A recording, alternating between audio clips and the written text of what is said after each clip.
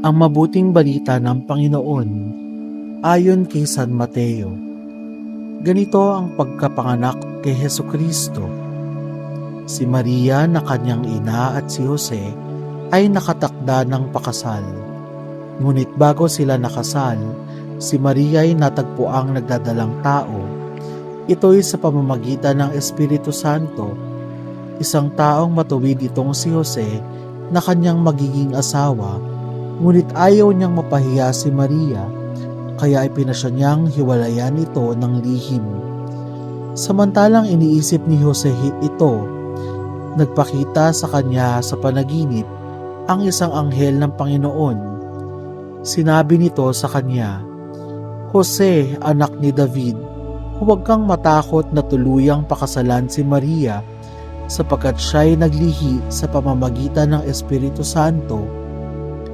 Manganganak siya ng isang lalaki at ito'y pangangalanan mong Jesus, sapagkat siya ang magliligtas sa kanyang bayan sa kanilang mga kasalanan."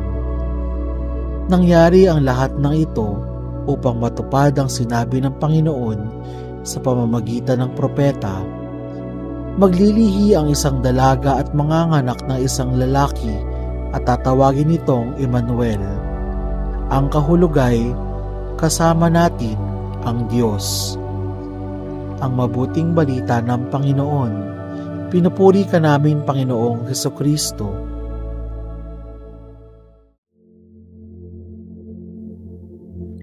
Kasama natin ang Diyos. Napakaraming mga bagay na maaaring mangyari sa ating buhay. Puno ng iba't ibang posibilidad ang bawat araw. Mayroong mga magagandang sorpresa. Mayroon din namang mga nakatatakot na kakaharapin. Walang sino man na makapagsasabi kung anong kaganapan na maaaring mangyari sa kinabukasan. Kadalasan, tayo ay nabibigla o nagugulimihanan sa mga biglaang pangyayari sa ating buhay, lalo na kung ito ay taliwas sa ating mga plano at ninanasa sa buhay. Mahirap magbago ng direksyon, lalo na kung malayo ito sa landas na ating itinakda. Ngunit lahat ng nangyayari ay pinahintulot ng Diyos. Mayroon siyang dakilang hangarin para sa bawat isa, at iyon ang pinakamabuti sa atin. Ano man ang landas na iyon, nakatitiyak tayo na sa bawat paghakbang natin, kasama natin si Kristo, sapagkat siya ang Emmanuel.